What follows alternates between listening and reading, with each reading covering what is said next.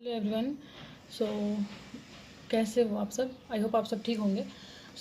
जैसे ये जो मेरा किट है, डोंट माइंड बिकॉज ये बहुत पुराना है। जब मैं फर्स्ट ईयर में थी तब मैंने इस किट को लिया था। तो उस टाइम पे जब हमारी ड्यूटी लगी थी फर्स्ट टाइम एनएमसीएच में, तो हम सब ने लिया था एंड ये सोच के ही गए थे कि आज तो 2-4 ऑपरेशन कर ही देंगे। बट एक्चुअली में ऐसा कुछ भी नहीं था। जब नर्सिंग का रियल एक्चुअली मीनिंग पता चला कि हम लोग को तो एक मेडिसिन भी प्रिस्क्राइब करने का भी ऑर्डर नहीं है, तो काफ़ी दिल टूट गया था। लेकिन खैर कोई ना, इसके भी काफ़ी अच्छे स्कोप हैं, आप बहुत अच्छा कर सकते हो। तो कुछ बेसिक चीज़ें हैं जो कि हमें जाने से, हॉस्पिटल जाने से पहले या फिर फर्स्ट ईयर में जब आते हैं तो सबको बहुत एक्साइटमेंट रहती है कि स्टेथोस्कोप क्या होता है, कैसे यूज़ करते हैं, इंजेक्शन कैसे लगाते हैं, दवा कैसे देते हैं। ठीक है, तो आज थोड़ी सी हम नॉलेज लेते हैं उसके बारे में। तो ये किट के अंदर देखते हैं क्या क्या है। तो ये पहला जो है ये है स्टेथोस्कोप। ठीक है, ये ग्लव्स है जो जब मेरी ड्यूटी लगी थी उस टाइम पे मैंने लिया था। और ये है थर्मोमीटर, ये है सिरिंज एंड एक ये होगा, ये है एम्पुल, इसको बोलते हैं एम्पुल। इससे बड़ा वाला जो आता है उसको वाइल बोलते हैं। ठीक है, तो इसको हम साइड करते हैं बिकॉज अभी हमें इसके बारे में नहीं जानना है। अभी हम आज देखते हैं स्टेथोस्कोप के बारे में। ठीक है, स्टेथोस्कोप के कुछ मतलब कि जो पार्ट्स होते हैं उनको हमें जानना ज़्यादा ज़रूरी है। तो उस पार्ट्स को जानने से पहले हम ये देखते हैं कि इसका काम क्या है एंड सबसे पहले इसको किसने बनाया था। ठीक है, हर चीज़ की तो पहली स्टार्टिंग से ही स्टार्ट होती है, किसी ने तो शुरू किया ही होता है, जिसको हम फादर बोलते हैं। तो ऐसे ही है। स्टेथोस्कोप जो है वो इन्वेंट हुई थी 1819 में।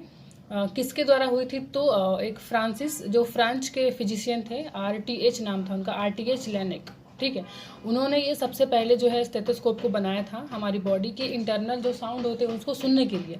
ठीक है, तो अब देखते हैं इसका फंक्शन क्या है। ठीक है, तो इसका फंक्शन ये है कि सबसे पहले तो ये मेडिकल जो फील्ड है उसमें यूज़ होने वाला, बहुत ज़्यादा यूज़ होने वाला इंस्ट्रूमेंट है जिसको हम स्टेथोस्कोप बोलते हैं। और इस इंस्ट्रूमेंट का मेन काम ये होता है कि हमारी बॉडी की जो इंटरनल साउंड होती है उसको सुनना, उसको लिसन करना। ठीक है, और चीफली मैक्सिमम तो हार्ट एंड लंग्स। ठीक है, क्योंकि ये जो होती है वो हॉलो मस्कुलर ऑर्गन होती है एंड हॉलो चीज़ में, मतलब खाली चीज़ में अगर आप किसी चीज़ को फील करोगे तो वहाँ पे तो जाहिर है कि आवाज़ आएगा ही आएगा। तो उस चीज़ को मतलब लिसन करने के लिए ये स्टेथोस्कोप जो होता है उसको काम में लिया जाता है। ठीक है, अब इसके कुछ पार्ट होते हैं, जैसे कि कुछ पार्ट्स हैं जो हम देखते हैं कि कौन कौन से इसके पार्ट होते हैं। तो इसको बोलते हैं ईयर पीस। ठीक है, जो ये वाला ऊपर वाला पोर्शन है, ये वाला, इसको बोलते हैं ईयर पीस।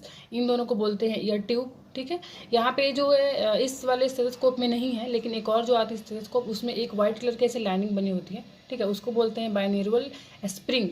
ये जो पूरी जो है इसको ट्यूबिंग बोलते हैं, यहाँ से लेके यहाँ तक जो है इसको ट्यूबिंग बोलते हैं, ट्यूबिंग। ठीक है, ये सारा जो है वो ट्यूबिंग है। उसके बाद ये वाला जो पोर्शन है इसको स्टिम बोलते हैं। ठीक है, स्टिम।